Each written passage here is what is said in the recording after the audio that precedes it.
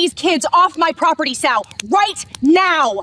I'm kneeling by the campfire, showing 8-year-old Tommy how to roast his first golden marshmallow, when this HOA president in a crisp white pantsuit storms through the smoke like she owns the ranch. Constance Hartwell, the queen who calls cops on kids for laughing too loud. She stomps around our family lake camp, shrieking about illegal camping and community violations as sweet wood smoke clashes with her sharp perfume. The kids freeze, s'mores forgotten. Then she dials 911, reporting unauthorized operations on association land. The epic twist? She's standing right on my private ranch lake property. Grandfather's ironclad deed and surveys prove it. That call just turned her trespass into a $2.3 million payout and bought these kids their dream permanent lakeside spot. Karma's sweeter than any toasted marshmallow. What would you do if an HOA Karen crashed your family campfire? Share your wildest neighbor wars below. 6 months ago, I inherited every redneck's dream. 47 acres of Texas hill country with a spring-fed lake so clear you can count the scales on a bass swimming 20 feet down. Pops Morrison spent 40 years turning Scrub Ranch into paradise, complete with a swimming hole that stays cool enough to shock you awake in August. His dying words?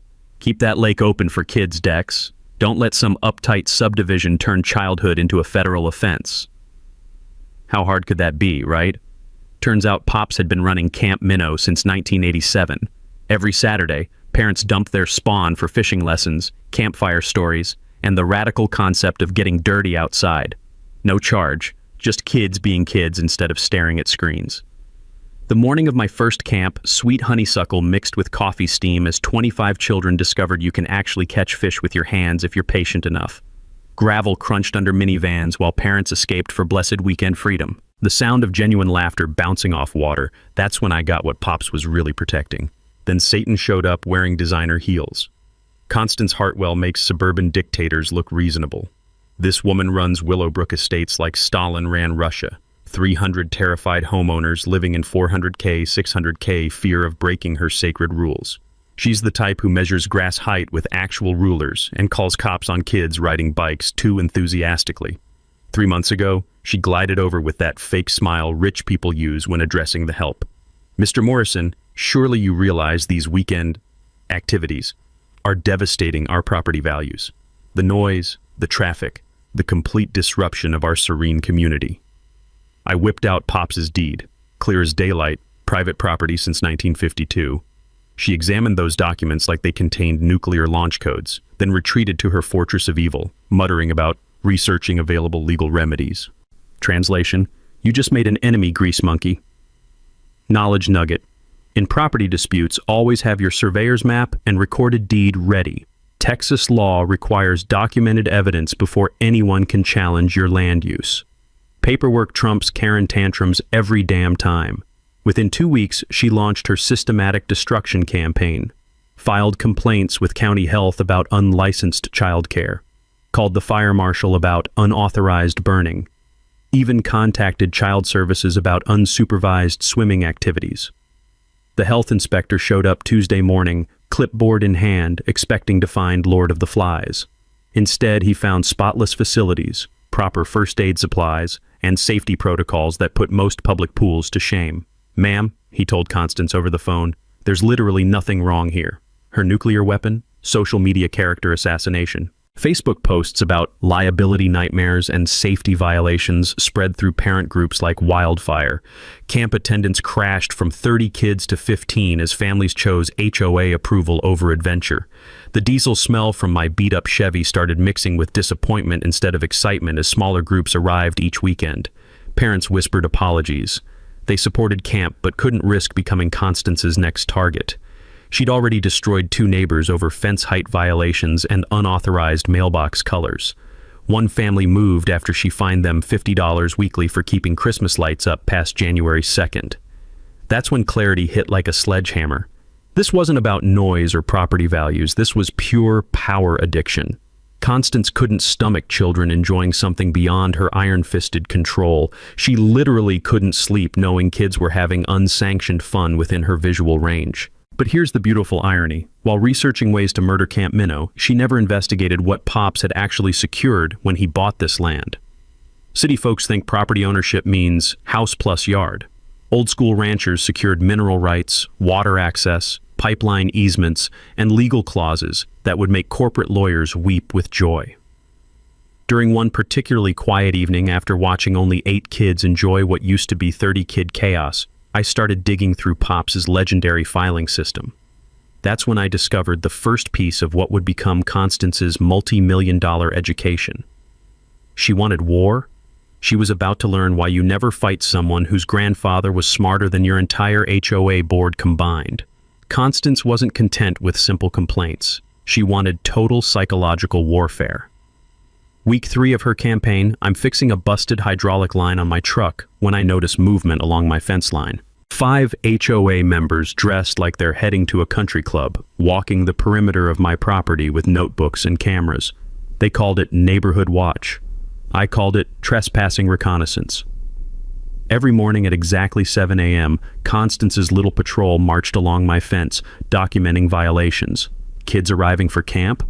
Excessive traffic. Sound of children laughing? Noise pollution? Smoke from our evening campfire? Air quality concerns.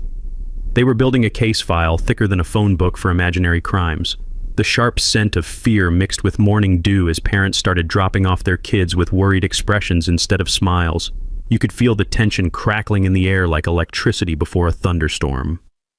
Friday evenings became her specialty. She'd file noise complaints precisely at 6 p.m., knowing our campfires started at 6:30. Sheriff Jake would roll up, apologize for the call, find absolutely nothing wrong, then drive away shaking his head. But the psychological damage was done. Parents started questioning whether they were putting their kids at risk. Her lawyer sent me a cease and desist letter that would have made Putin proud. Unauthorized use of water resources in violation of community easement agreements. The woman was claiming my own lake belonged to her subdivision somehow. I laughed until I read the fine print. She was actually threatening to sue for disruption of peaceful enjoyment under some obscure county ordinance. But Constance's masterstroke was social media warfare. She created a Facebook group called Willowbrook Safety Alliance and started posting daily incident reports, pictures of kids swimming without life jackets, videos of unsupervised minors operating watercraft, aka children in inner tubes. She even posted photos of our campfire claiming we were operating unpermitted burning facilities near residential areas. Camp attendance dropped to 12 kids. Parents started showing up with liability waivers they wanted me to sign, worried about insurance coverage. The joy was getting sucked out of something that should have been pure childhood magic. That's when I remembered something Pops used to say. Before you go to war, son, make sure you know where all the bodies are buried, especially your enemies. During one of those quiet evenings, I started researching Willowbrook Estate's own legal history. Turns out rich people in glass houses shouldn't throw stones. I found their original development permits and, surprise, surprise, they'd cut some serious corners. See, I'd learned from dealing with environmental regulations at the shop that any construction within 100 feet of protected waterways requires state permits. My lake feeds into Cypress Creek, designated as protected watershed. Guess what Constance's precious HOA never filed? Environmental impact studies for their community gazebo, fishing pier, and decorative bridge. The violations could trigger fines starting at $50,000 per structure. I made one anonymous phone call to Texas Parks and Wildlife. Tuesday morning, a state environmental inspector showed up with a clipboard and attitude. By afternoon, Constance had 3 violation notices and orders to cease all community facility use pending permit review. Her gazebo, where she held court every Sunday morning, was suddenly off limits. The phone started ringing that evening, not parents calling to pull kids from camp, but Willowbrook residents wanting to know what was happening to their amenities. Constance had been so busy attacking my property, she'd exposed her own illegal activities. But the real breakthrough came from an unexpected source. Margaret Pine, retired 3rd-grade teacher and secret camp supporter, approached me during a chance encounter at the feed store. The smell of feed grain and leather filled the air as she whispered something that changed everything. Your Pops came to see me about 6 months before he passed, said he'd been dealing with HOA pressure for years but had insurance they didn't know about. Mentioned keeping important papers in the old barn workshop behind his welding bench. The crunch of gravel under my boots echoed differently as I walked to grandfather's workshop that evening. 30 years of accumulated ranch tools, spare parts, and memories filled every corner. But Margaret was right. Tucked behind his welding bench was a fireproof filing cabinet I'd somehow missed during a state cleanup.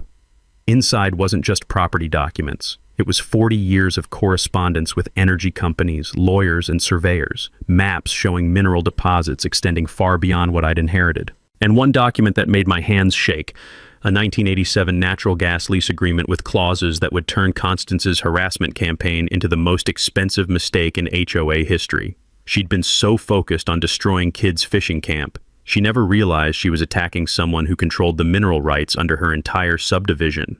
The war just became a rout, and she didn't even know it yet. Reading grandfather's files was like discovering buried treasure, except this treasure could bankrupt an entire subdivision. The 1987 natural gas lease wasn't just some dusty old contract, it was a legal atomic bomb with a 40-year fuse, and Constance had been jumping up and down on the detonator without knowing it. Pops had leased mineral rights to Lone Star Energy for $180,000, massive money back then, but the really beautiful part was buried in the fine print. Perpetual surface access easement across all adjacent properties for pipeline installation, maintenance, and expansion as deemed necessary by lessee. Translation: the energy company could tear up every manicured lawn in Willowbrook Estates whenever they wanted, and there wasn't a damn thing the HOA could do about it. While I was absorbing this bombshell, Constance was escalating her personal vendetta to psychotic levels. She hired a private investigator to photograph kids with fishing poles like he was documenting international arms dealing. This guy sat in a sedan every weekend, telephoto lens trained on 8-year-olds catching bluegill. The absurdity was breathtaking, but her real masterpiece was the parent harassment campaign. She started calling families at work with urgent liability warnings. Showed up at soccer practices spreading horror stories about drowning risks and insurance nightmares. One mom told me Constance actually followed her to the grocery store, lecturing her about child endangerment, while she tried to buy milk. The psychological warfare was working. Camp attendance crashed to 8 kids, only the families whose children would rather face HOA hell than give up their fishing weekends. The acrid smell of stress sweat mixed with morning coffee as parents dropped off their kids looking over their shoulders like they were committing crimes. Then Constance made her biggest mistake. Her attorney sent me a lawsuit threat claiming my lake activities violated community water resource easements. The woman was literally trying to steal my inheritance using legal mumbo-jumbo and pure audacity. That's when I called Sarah Salem, energy attorney and corporate shark disguised as a petite Asian woman who looked like she should be teaching kindergarten instead of devouring HOA lawyers for lunch. "Dex," she said after reviewing grandfather's documents, "you don't just own surface rights. You control pipeline access that could affect every single property in Willowbrook. This easement predates their subdivision by 15 years. I remembered something Pops used to say while teaching me engine repair. Before you tear apart someone's motor, son, make sure you know how your own engine works. Time to research Constance's vulnerabilities. Turns out Willowbrook Estates was more fragile than wet cardboard. 3 years of budget shortfalls covered with special assessments that had homeowners ready to revolt. Any major legal expense would trigger bankruptcy proceedings faster than you could say foreclosure. Better yet, none of their homes were sold with mineral rights disclosures. Constance and her neighbors bought their properties without knowing about potential energy development underneath their foundations. Their property values were built on ignorance, and that ignorance was about to get very expensive. The sweet irony made my head spin. While Constance was trying to destroy my property rights, she was standing on land I technically controlled access to. Every complaint she filed, every patrol she organized, every threat she made, she was essentially trespassing on easement property. Sarah spread satellite maps across her conference table like battle plans. The pipeline route ran directly under Willowbrook's community center, tennis courts, and 40 residential lots. If Lone Star decided to upgrade infrastructure, they could legally demolish half the subdivision. "Here's where it gets beautiful," Sarah explained, her finger tracing the pipeline path. "Texas law gives mineral rights holders extensive remedies for surface interference.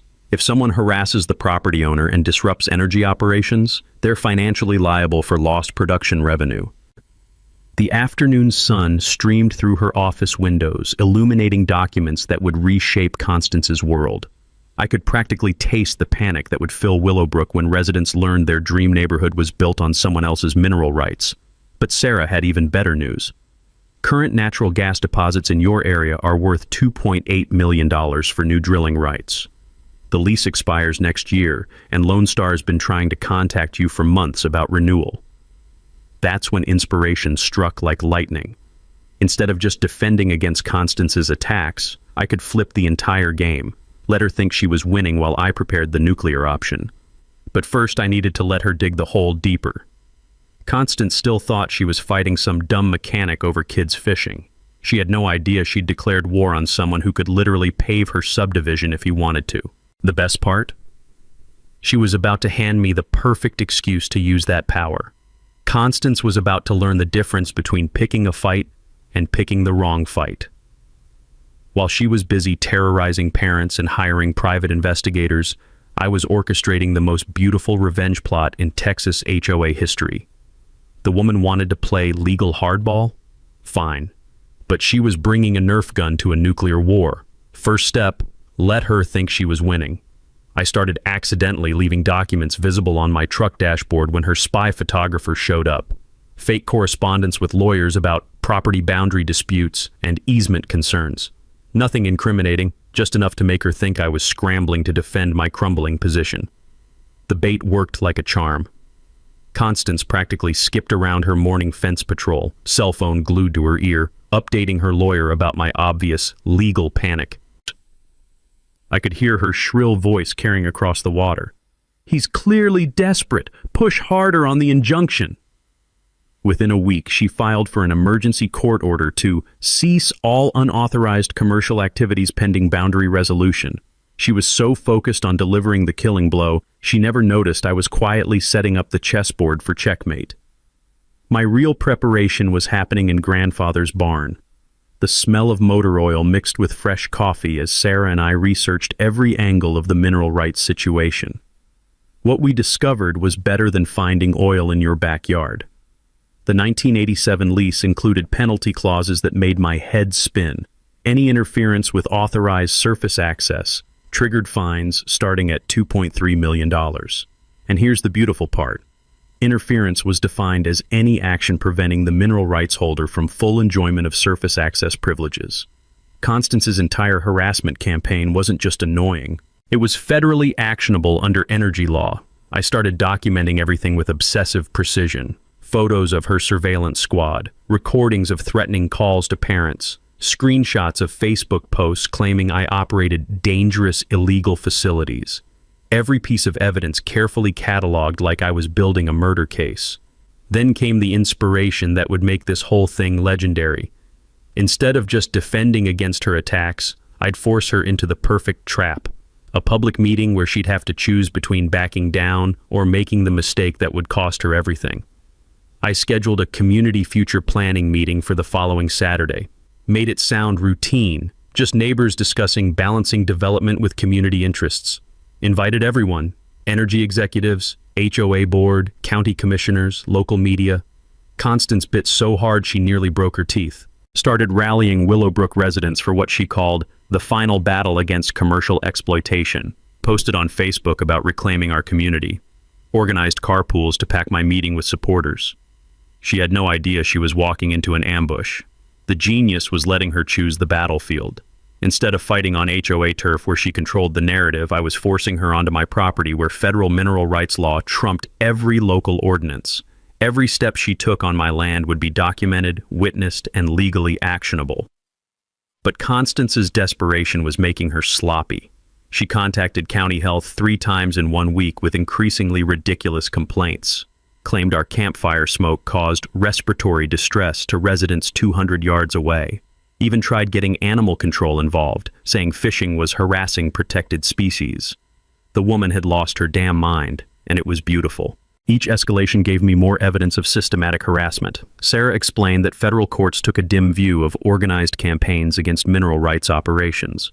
The thicker our documentation file, the stronger our legal nuclear weapon became.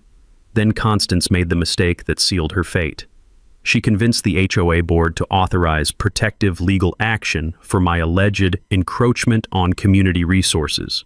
They voted to spend $50,000 fighting for ownership of Grandfather's Lake. She was literally trying to steal my inheritance using her neighbor's HOA dues. The audacity was breathtaking, but it triggered the final piece of my strategy. Under Texas law, Frivolous claims against documented mineral rights triggered automatic countersuits for attorney fees and punitive damages.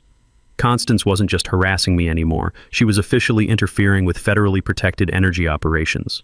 The trap was perfect. The community meeting would bring everyone together where Constance would inevitably make one final power play. And when she stepped foot on my property to assert her authority, she'd trigger every penalty clause grandfather had negotiated 37 years ago. I spent that evening sitting on the dock, watching sunset paint the lake gold while kids' laughter echoed from the day's final fishing session. The irony was delicious. Constance's obsession with destroying childhood joy was about to fund it permanently. The meeting was tomorrow. The bait was set. All I needed was for Constance to be exactly as arrogant and controlling as she'd always been. Something told me she wouldn't disappoint. Saturday evening, the golden hour when everything should have been perfect. 20 kids were enjoying our final campfire of the regular season, roasting marshmallows and telling ghost stories while their parents relaxed on blankets nearby. The sweet smell of wood smoke mixed with honeysuckle as families savored what had become their weekly tradition. Then Constance arrived like the four horsemen of the apocalypse, except in designer heels and a crisp white pantsuit. She came prepared for war. 3 HOA board members flanked her like backup singers, each carrying cameras and notebooks. They'd clearly planned this assault for maximum emotional damage, right in front of families with young children. "Get these kids off my property, right now!" Her shriek shattered the peaceful evening like nails on a chalkboard. 8-year-old Tommy dropped his marshmallow into the fire while his little sister started crying. Parents instinctively moved closer to their children, confused by this sudden invasion of their family time. I stayed kneeling by the campfire, helping kids with their s'mores, deliberately calm. "Evening, Constance. You're on private property. Again. This is association land according to our survey." She waved papers like they were holy scripture, stomping deeper into my campsite with each word. "These children are trespassing and you're operating an illegal commercial facility." The irony was delicious. While screaming about illegal activities, Constance marched across my property line, her designer heels sinking into soft earth as she positioned herself between the campfire and lake. Her board member cronies spread out behind her, documenting everything with their phones. They were so focused on their grand, dramatic moment, they never noticed me documenting them right back. "Ma'am, you need to leave," I said quietly, standing slowly. "You're trespassing on private property." "I'm calling 911 right now." She whipped out her phone with theatrical flourish. "I'm reporting unauthorized camping operations on association land." The contrast was stark. Peaceful families enjoying nature versus entitled suburbanite having a public meltdown. Parents started recording her breakdown while children huddled closer, confused why this angry woman was yelling at them for roasting marshmallows. Constance dialed with shaking fingers. "This is Constance Hartwell, president of Willowbrook Estates HOA. I need immediate police response for trespassing and unauthorized commercial operations on association property." While she ranted into her phone, I calmly called Sarah Salem. "It's happening. She's on my property, threatening families, claiming ownership. Everything's recorded." "Perfect," Sarah whispered back. "Don't engage. Let her bury herself." And bury herself she did. For 15 minutes, Constance lectured terrified children about liability issues while standing illegally on my land. She even tried ordering parents to remove these children before someone gets hurt. When Sheriff Deputy Jake arrived, his body camera captured the absurd scene. Constance standing in my campsite, surrounded by scattered camping supplies and crying children, screaming about trespassing while being the actual trespasser. "Ma'am," Jake said after checking GPS and property markers, "you're standing on Mr. Morrison's private land. This entire campsite is his property." Constance's face went through several colors, confusion, then dawning horror as she realized her mistake. But it was too late. She'd already made the call, already claimed ownership, already terrorized families while standing on land that wasn't hers. The beautiful part? When she'd stepped onto my property to make that 911 call, she'd triggered the unauthorized entry clause in grandfather's mineral rights lease, the same clause that carried a $2.3 million penalty for interfering with surface access rights. Her phone call wasn't just harassment, it was a federal violation of energy law, witnessed by 20 families and recorded by law enforcement. Constance had just turned her obsession with destroying kids' fishing camp into the most expensive tantrum in Texas history. Monday morning, I walked into Sarah Salem's law office carrying a briefcase that felt like Christmas, birthday, and lottery ticket all rolled into one. "Please tell me you got everything," she said, clearing her conference table with the excitement of a kid opening presents. "Better than everything. I got a federal case with a bow on top." The body camera footage from Deputy Jake was pure prosecutorial poetry. 20 minutes of Constance screaming about trespassing while standing on my property, claiming ownership of land that's been in my family since Eisenhower was president. The crisp audio captured every word of her 911 call. "I'm reporting unauthorized operations on association property." Those 8 words just became the most expensive sentence in HOA history. Sarah pulled up grandfather's mineral rights lease, highlighting the penalty clause in neon yellow like a legal treasure map. Under federal energy law, any interference with surface access rights triggers automatic financial penalties. She didn't just trespass, she actively disrupted authorized mineral rights operations while falsely claiming ownership. The timing was chef's kiss perfect. Constance had made her move thinking she'd intimidate me into submission before my community meeting. Instead, she'd waltzed into a federal crime with 20 witnesses and law enforcement documentation. I spread the parent testimonies across Sarah's mahogany table like poker cards showing a royal flush. 12 families provided written statements describing how this suburban dictator invaded their peaceful evening and terrorized children for the crime of roasting marshmallows. These weren't vengeful neighbors. These were soccer moms and little league dads horrified by what they'd witnessed. The sharp scent of legal paperwork mixed with Sarah's jasmine tea as she reviewed our evidence mountain. Federal courts take energy rights violations seriously because they involve interstate commerce. This isn't some neighborhood squabble anymore. It's a federal case. Tuesday morning, my phone started ringing off the hook. But instead of angry HOA members, I got terrified Willowbrook residents who'd seen Constance's meltdown spreading across social media like wildfire. Parents had posted videos of her breakdown, and local Facebook groups exploded with 847 shares in 12 hours. Channel 8 News picked up the story by evening. HOA president trespasses while claiming property ownership led their broadcast, complete with interviews of traumatized kids and their shell-shocked parents. The reporter found Margaret Pine, who'd been quietly supporting Camp Minnow all along. "That woman terrorized babies with fishing poles," Margaret said on camera, her teacher voice cutting through bullshit with surgical precision. She claimed ownership of land that's been in the Morrison family since before her subdivision was even a twinkle in some developer's eye. By Wednesday, the story went statewide. Texas Property Rights Alliance adopted my case as prime evidence of HOA overreach and suburban tyranny. Environmental groups rallied around protecting kids' outdoor education. Even energy industry publications covered the mineral rights angle.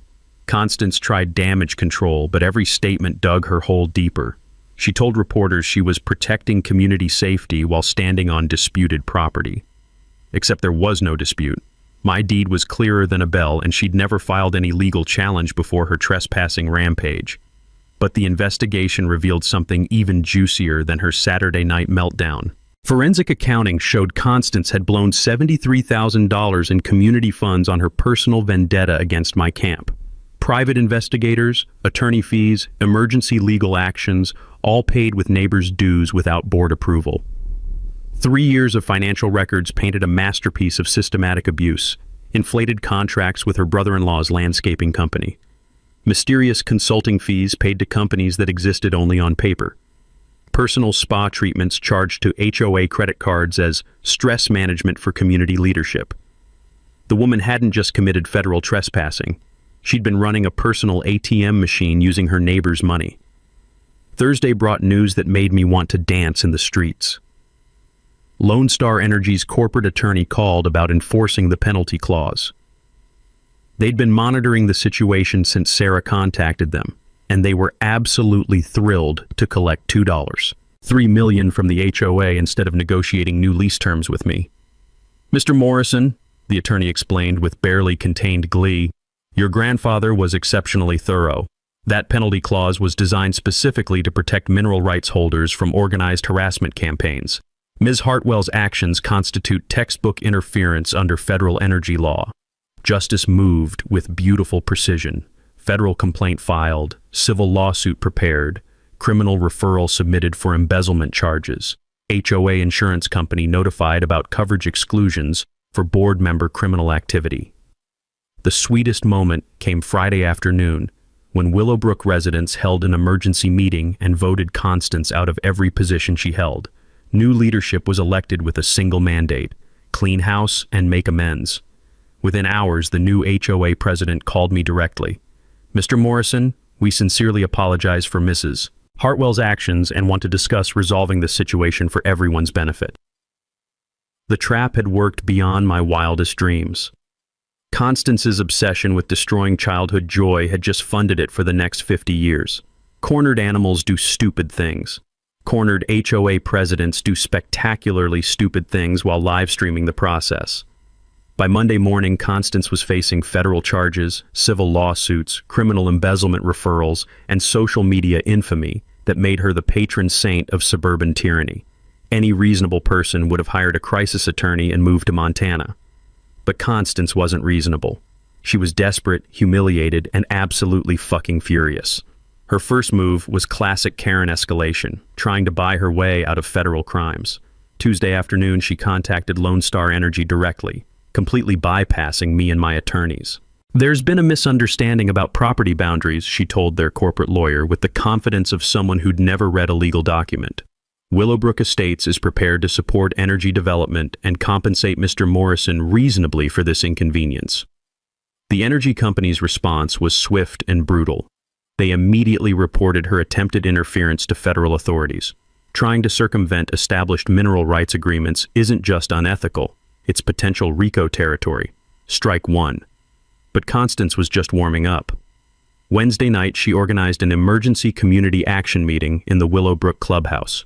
43 residents showed up expecting damage control. Instead, they got a 2-hour descent into madness that would have made conspiracy theorists blush. The stale smell of desperation mixed with burnt coffee as Constance unveiled poster boards covered with printed Facebook comments, satellite photos of my truck, and what appeared to be a hand-drawn organizational chart connecting me to federal energy cartels.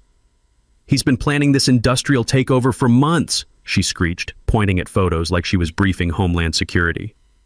"The children's camp was just cover for corporate espionage."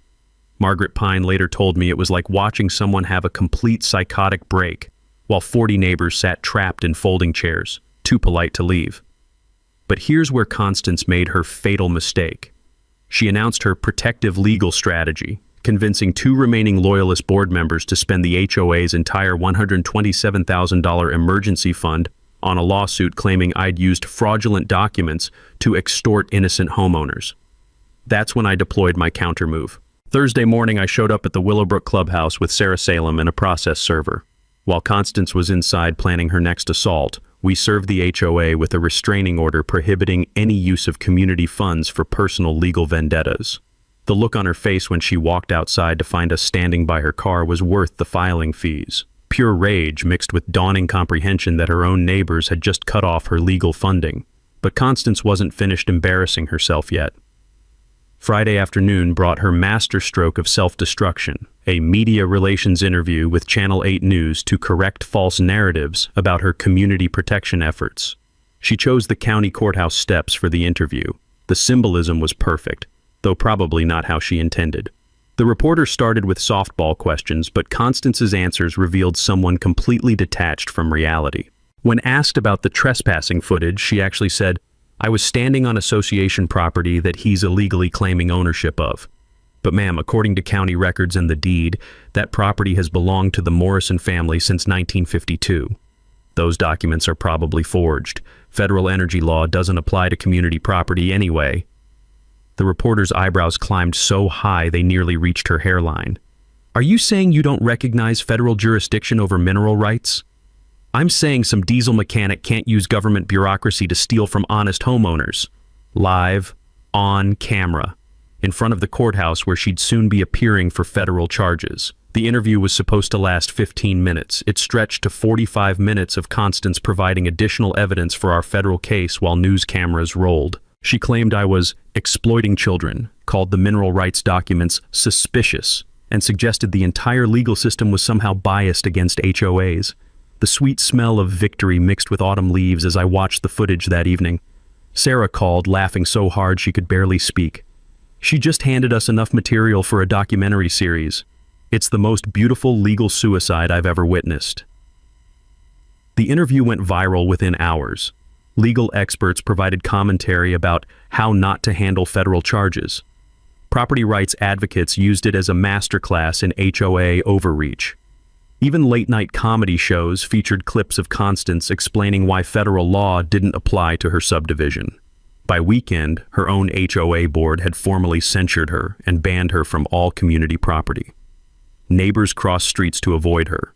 The security company had fired the guards she'd hired after they reported her for requesting illegal services. Constance had managed to turn a $2.3 million penalty into a federal investigation, multiple felony charges, and complete social destruction. The woman had become her own worst enemy, and watching it unfold was absolutely magnificent. By the time Constance's TV interview finished destroying what remained of her credibility, the legal machinery was grinding toward inevitable justice with the precision of a Swiss watch. Monday morning brought news that made my coffee taste like liquid victory. The district attorney had filed formal embezzlement charges based on the forensic audit of HOA finances. 3 years of systematic theft, $73,000 in misappropriated funds, and enough fraudulent invoices to wallpaper her McMansion. But Constance wasn't going quietly into that good night. She was going down swinging like a drunken sailor in a hurricane. Her latest strategy involved hiring a crisis management firm that specialized in reputation rehabilitation for misunderstood community leaders. These people charged $500 per hour to help Constance craft a narrative where she was the real victim of my calculated assault on suburban values. The fresh scent of morning dew mixed with the acrid smell of desperation as I watched 3 consultants in expensive suits set up campaign-style signs around Willowbrook. Support community safety, protect property values, stop corporate bullying. They'd turned Constance's legal nightmare into a grassroots political movement. It would have been impressive if it weren't so pathetically delusional. Tuesday brought the first court hearing for the embezzlement charges. I didn't attend, but Margaret Pine did, and her description was poetry. Constance showed up dressed like she was attending a charity gala, flanked by her crisis team and a lawyer who looked like he'd rather be anywhere else on earth. When the judge read the charges, 12 counts of theft, 8 counts of fraud, conspiracy to misappropriate community funds, Constance actually tried to interrupt with a prepared statement about defending community interests against federal overreach. The judge shut her down faster than a screen door in a tornado. "Ma'am, this is a criminal proceeding, not a town hall meeting. Save your political speeches for your campaign manager." But the real fireworks happened Wednesday when the federal energy case went to court. Sarah had prepared a presentation that would have made NASA proud. Satellite maps, financial projections, legal precedent dating back to the 1920s. We had enough evidence to convict a parking meter of federal crimes. Constance's attorney tried arguing that the mineral rights lease was antiquated and shouldn't supersede modern community standards. The federal judge's response became legendary among Texas property lawyers. "Counsel, are you suggesting this court should ignore 70 years of established federal energy law because your client found it inconvenient? Because if that's your legal theory, I suggest you find a new profession." The courtroom was packed with reporters, energy industry observers, and about 30 Willowbrook residents who'd come to watch their former dictator face justice. The contrast was stark, me in my cleanest work shirt sitting calmly beside Sarah, while Constance fidgeted in designer clothes that probably cost more than my truck. When the judge announced the penalty enforcement, $2.3 million to be paid by Willowbrook Estates HOA within 90 days, you could hear Constance's gasp echo off the courtroom walls. Several HOA residents actually applauded, which earned them a stern look from the bailiff. But the beautiful part was still coming. Thursday afternoon, the new HOA board held an emergency meeting to address the financial catastrophe Constance had created. The meeting was supposed to be private, but somebody leaked the audio to Channel 8 News, and it was absolutely magnificent. "Ladies and gentlemen," the new president announced, "Mrs. Hartwell's actions have created a financial liability that exceeds our annual budget by 300%. We have 2 options: special assessment fees of $7,600 per household, or negotiate a settlement with Mr. Morrison. The room erupted. 300 homeowners suddenly realized their former HOA president's vendetta against kids fishing was about to cost them more than a luxury car. Voices shouted over each other as neighbors demanded answers, accountability, and Constance's head on a stick. One resident stood up and delivered what became known as the Willowbrook moment. That woman spent 3 years terrorizing a man for letting children fish, and now we're all paying for her personal psychosis. This is insane. The meeting devolved into chaos as residents realized they were facing bankruptcy because their HOA president couldn't tolerate the sound of children's laughter. Some families started talking about selling. Others discussed class action lawsuits against Constance personally. By Friday, the new board had formally voted to remove Constance from all positions, ban her from community property, and pursue personal reimbursement for damages caused by her unauthorized actions outside the scope of her duties. The coup de grace came Friday evening when local news aired a follow-up interview with families from my camp. Kids who'd been terrorized by Constance's rampage spoke directly to cameras about how the mean lady yelled at us for roasting marshmallows. 8-year-old Tommy, the same kid who'd dropped his marshmallow during Constance's assault, looked directly into the camera and said, "Why was she so mad about fishing? Fishing is fun." Out of the mouths of babes, the woman had declared war on childhood itself, and childhood had won. Saturday afternoon, exactly 1 month after Constance's spectacular meltdown, felt like the entire universe had realigned itself toward justice. The barn amphitheater I'd built during my planning phase was packed with 300 people who'd come to witness the official end of the HOA wars and the beginning of something beautiful. Local media had set up cameras to document what Channel 8 was calling the community triumph over suburban tyranny. The hydraulic stage system I'd installed using my diesel mechanic knowledge rose 8 feet above the crowd with mechanical precision, creating a perfect platform for speakers, while lake water sparkled in the background like nature's own spotlight. Solar panels powered LED lighting that would illuminate the evening celebration, and the whole setup looked like something between a county fair and a corporate presentation. But this wasn't about showing off my DIY skills. This was about showing the world what happens when communities choose cooperation over control. Sheriff Deputy Jake opened the event by reading a proclamation from the county commissioners recognizing Camp Minnow as an official community asset contributing to youth education and environmental stewardship. The crowd applauded, but the real fireworks were just getting started. Sarah Salem took the stage next, spreading large format prints of the legal documents that had changed everything. Satellite maps showing pipeline routes, financial projections for energy development, and most importantly, the settlement agreement that would transform Constance's $2.3 million penalty into permanent community benefits. "Ladies and gentlemen," Sarah announced, her voice carrying clearly across the amphitheater, "we're here to celebrate more than just legal victory. We're here to launch the Morrison Community Trust, funded entirely by penalty payments from those who tried to destroy what we're building together." The sweet smell of barbecue smoke mixed with lake water and autumn leaves as she detailed the trust's mission. Permanent endowment for Camp Minnow ensuring free outdoor education for children forever. Scholarship fund providing $150,000 annually for local students pursuing environmental studies. Senior citizen transportation service using hybrid vehicles funded by energy royalties. But the real mic drop moment came when I took the stage to address the crowd that included former enemies, current friends, and families whose children had been terrorized for the crime of enjoying nature. "Folks, I want to tell you about something my grandfather used to say. He'd say, 'Dex, property rights aren't just about owning land. They're about making sure bullies don't win and good people have places to build memories.'" The crowd grew quiet as I pointed toward the dock where kids were already fishing, their laughter carrying across water that had witnessed 3 generations of childhood joy. Constance Hartwell thought she could use fear, intimidation, and legal threats to steal something that belonged to all of us. She spent 3 years and $73,000 of her neighbor's money trying to silence the sound of children's laughter. I paused, letting that sink in while news cameras captured every word.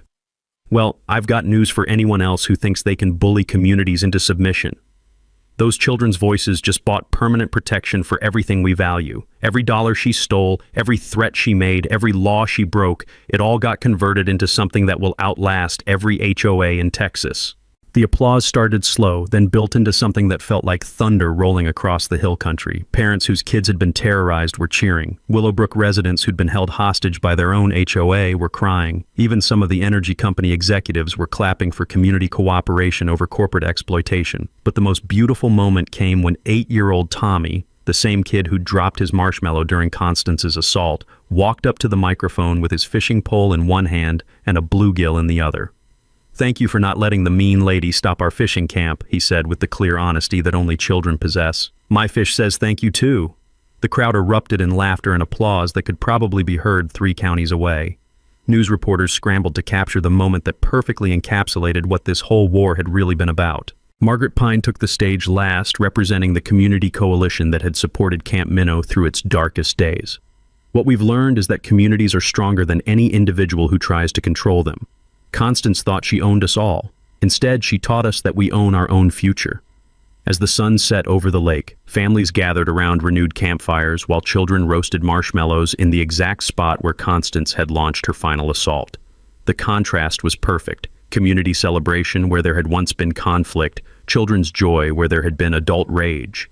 The last speaker was the new Willowbrook HOA president, who delivered the evening's final mic drop moment. To any other HOA leaders watching this, remember, your job is to serve your community, not rule it. The age of suburban dictatorships is over. Game, set, match. 6 months later, you'd never recognize the place where one woman's hatred tried to destroy childhood joy. The Morrison Community Trust has become a model for rural cooperation that's being studied by agricultural colleges across 3 states. What started as a fight over kids' fishing rights turned into proof that communities can beat corporate pressure and suburban tyranny when they work together. Camp Minnow now serves 85 children every weekend, with a waiting list that stretches into next year. We've added environmental education programs, basic mechanical workshops where kids learn to fix small engines, and evening astronomy sessions that pack the barn amphitheater with families eager to escape screen time for Storytime. The permanent endowment generates enough income to keep everything free forever. No registration fees, no equipment costs, no hidden charges that exclude kids whose families can't afford suburban recreation programs. Just children learning to catch fish, build fires, and respect the natural world that's becoming rarer every year. The scholarship program has already changed 12 young lives. This fall, we're sending 4 graduating seniors to study environmental engineering, 3 to pursue sustainable agriculture, and 5 to learn conservation science. These kids grew up fishing on grandfather's lake, and now they're preparing to protect places like it for the next generation. But the sweetest victory is what happened to Willowbrook Estates itself. The new HOA board eliminated petty rule enforcement, reduced dues by 40%, and converted their community center into a year-round venue for family events. Property values actually increased 15% once neighbors stopped living in fear of their own governance. They even started their own children's programs. Saturday morning nature walks, community gardens where kids learn to grow vegetables, and monthly cookouts that bring families together instead of driving them apart. Turns out people prefer cooperation to intimidation. Who knew? As for Constance, she pleaded guilty to embezzlement charges, received 2 years probation, and paid $73,000 in restitution to her former neighbors. Her house went up for sale 3 months ago with a price-reduced sign that gets bigger every week. Turns out being the most hated person in East Texas isn't great for property values. Last I heard, she'd moved to Arizona and was already complaining about her new HOA's landscaping policies. Some people never learn. The real magic happens during our monthly Community Heritage Days, when 3 generations gather to share stories about how rural neighborhoods used to work before subdivision rules and property management companies turned neighbors into strangers. Kids learn from grandparents who remember when communities raised children together instead of regulating them separately. Margaret Pine now serves as Camp Minnow's volunteer education coordinator, teaching children the same lessons about respect, responsibility, and environmental stewardship that she spent 30 years sharing in public school classrooms. Watching her explain pond ecosystems to 8-year-olds while they catch their first base reminds me why grandfather fought so hard to protect this place. The energy development proceeded exactly as planned, with horizontal drilling that never disturbed a single lawn or interrupted a single family barbecue. Quarterly royalty payments fund community improvements while proving that environmental protection and economic development can coexist when people choose cooperation over conflict. My personal life changed too. Sarah Salem and I discovered that fighting corporate bullies together creates pretty strong foundations for building other things together. We're planning a spring wedding in the barn amphitheater surrounded by the families whose children will inherit whatever legacy we build here. But the most important change is harder to measure. Children who were terrorized for enjoying nature now understand that adults will protect their right to childhood joy. Parents who were intimidated into silence learned that communities are stronger than any individual trying to control them. Every weekend I watch new families discover that kids can still catch fish with their hands, roast marshmallows without permits, and laugh loud enough to echo off water without violating anyone's peace. The sound that drove Constance to destruction now draws people from surrounding counties who want their children to experience authentic outdoor education.